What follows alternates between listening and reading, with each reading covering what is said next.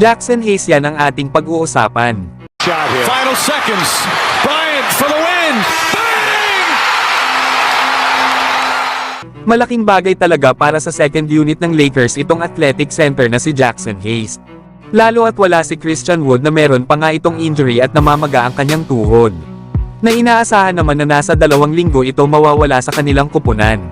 Kaya naman ay nag-step up talaga itong si Jackson Hayes sa mga laro ng Lakers. Lalo na kahapon na mapadepensa at opensa ay maaasahan talaga ito.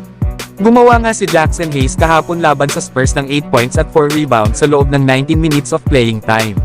Na dito nga sa kanyang opensa ay ang ganda ng baseline cut sabay reverse dunk na ginawa ni Jackson Hayes mula sa pasa ni D'Angelo Russell.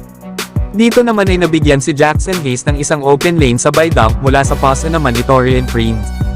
Ang ganda naman ng steal dito ni D'Lo sa Spurs at nakita niya nga si Jackson Hayes na nakabuelo na kaya pinasa na ito ni D'Lo sabay dunk naman ni Jackson Hayes. Habang ang ganda naman ng setup ng play na ito ni Austin Reeves kay Jackson Hayes sa ilalim kaya nauwi ito sa isang monster dunk. Pagdating naman sa depensa mga idol ay hindi rin papahuli si Jackson Hayes. Sa play nga na ito ay ang ganda na sana ng alley-oop pass ng kakampi ni Victor Wembanyama. Kaso ay nasupalpal ito ni Jackson Hayes mula sa likod. Susubukan naman sana dito ni Wemby na bumawi kay Jackson Hayes kaso ay hindi na shoot ang tira nito. Sa play naman na ito ay uulitin sana ni Wemby na may pasok na ang easy 2 points mula sa alley-oop pass ng kanyang kasama. Kaso ay napigilan ito ni Jackson Hayes na kahit tinamaan pa ito sa mukha ay tinulungan niya pa rin makatayo si Wemby. Sa play naman na ito ay easy 2 points na sana ang isang player ng Spurs. Kaso ay nailang siya sa pagdating ni Jackson Hayes kaya pinasa niya ito kay Wemby kaso sumablay din. Sa play naman na ito ay ang ganda ng pressure sa depensa na ginawa ni Jackson Hayes kay Cedi Osman. Kaya naman ay nagawa ni Taurean Prince na ma-intercept ang bola at ma-steal. Dito naman mga idol ay nailang ang player ng Spurs kaya pinasa na lang nito ang bola.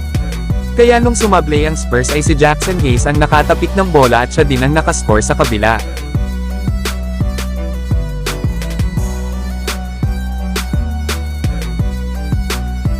Sa play naman na ito ay susubukan sana ni Victor Wembanyama na atakihin ang depensa ni Jackson Hayes.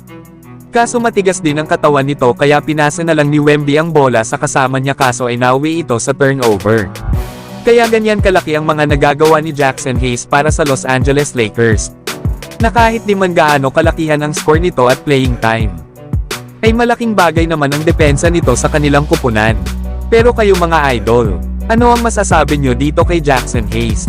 So hanggang dito na lang tayo mga idol. At huwag nyo naman kalimutan mag-subscribe bilang pagsuporta.